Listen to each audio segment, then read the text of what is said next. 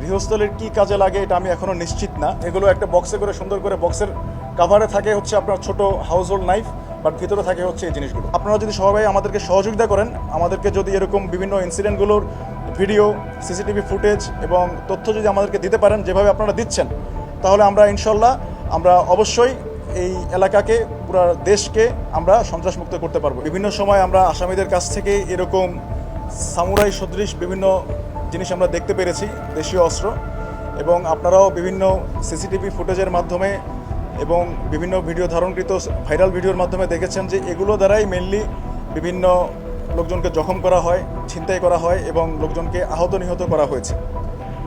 আমরা খবর পেয়েছি যে এই আইটেমগুলো সন্ত্রাসীদেরকে কোনো একটা জায়গা থেকে সাপ্লাই দেওয়া হচ্ছে এবং গোপনে বিক্রি করা হচ্ছে, এবং কিছু কিছু সময় তাদেরকে ভাড়াও দেওয়া হচ্ছে, এবং কিছু কিছু সময় ফ্রি ডেলিভারি দেওয়া হচ্ছে, হোম ডেলিভারি দেওয়া হচ্ছে।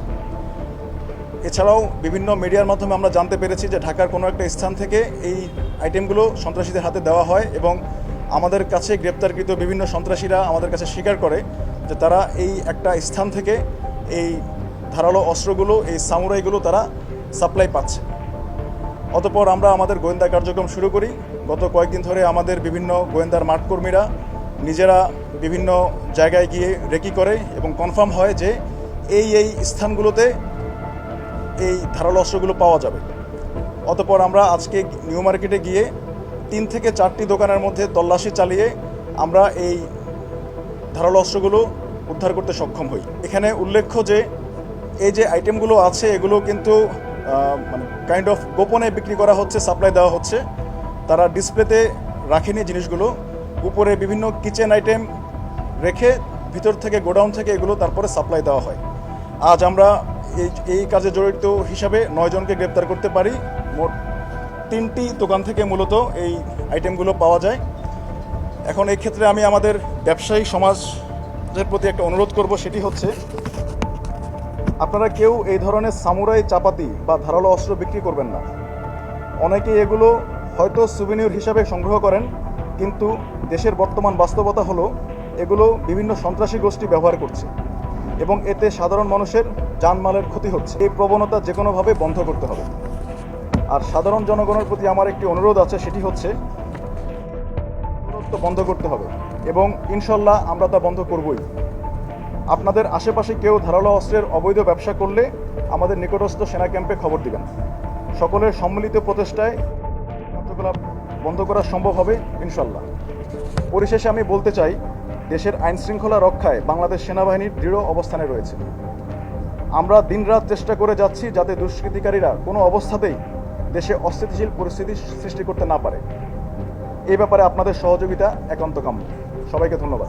আমরা এখন পর্যন্ত কাউন্ট করে প্রায় 1100-র মতো পেয়েছি সামুরাই এবং চাপাতি, যেটা দিয়ে বিভিন্ন সময় সন্ত্রাসী কার্যক্রম সন্ত্রাসীরা করে থাকে। এখন পর্যন্ত 1100 পেয়েছি। আরও 2-1টি বক্স কার্টুন আছে যা এখনও খোলা হয়নি, খুলে আমরা ফাইনাল সংখ্যাটা বলতে পারবো। আসলে এই মানে অন্যান্য হাউস হোল্ড আইটেমগুলো আইনগতভাবে বৈধ। এই সাইজের সামুরাই এটা আসলে গৃহস্থলীর কী কাজে লাগে এটা আমি এখনও নিশ্চিত না। তো আমরা গত কয়েক মাস ধরে লক্ষ্য করতে পেরেছি বিভিন্ন সন্ত্রাসীরা এই ধরনের দেশীয় অস্ত্রটাই বেশি ব্যবহার করে থাকে। তো সেই কারণে আমরা আসলে বিভিন্ন সন্ত্রাসীর কাছ থেকে যখন গ্রেপ্তার করি, ইনিশিয়াল স্বীকারোক্তিতে তারা স্বীকার করেছে যে তারা এই জিনিসগুলো খারাপ কাজের জন্য ব্যবহার করে আসছে এবং তারা গোপনে এগুলো বিক্রি করছে। এবং আমি আগেই বলেছি যে কিছু কিছু আইটেম আছে যেটা হাউস হোল্ড কাজে ব্যবহৃত হয়, সেটি কিন্তু আপনার ওপেনলি ব্যবহার করা হচ্ছে, আর এই আইটেমগুলো সিক্রেটলি বিক্রি করা হচ্ছে এবং কাইন্ড অফ হোম ডেলিভারি দেওয়া হচ্ছে। এবং এই আইটেমগুলো কিন্তু আমরা যেটা দেখেছি যে খুব বেশি দিন ধরে তাদের কাছে ছিল তা না। রিসেন্টলি গত 3-4 মাস ধরে এগুলো বিশাল আকারে মজুত করা হয়েছে এবং এগুলো বিভিন্ন সন্ত্রাসীদের হাতে দেখা যাচ্ছে। এবং আপনি দেখতে পাচ্ছেন যে এগুলো কিভাবে হোম ডেলিভারি দেওয়া হয়। এগুলো একটা বক্সে করে সুন্দর করে বক্সের কাভারে থাকে হচ্ছে আপনার ছোট হাউস হোল্ড নাইফ, বাট ভিতরে থাকে হচ্ছে এই জিনিসগুলো।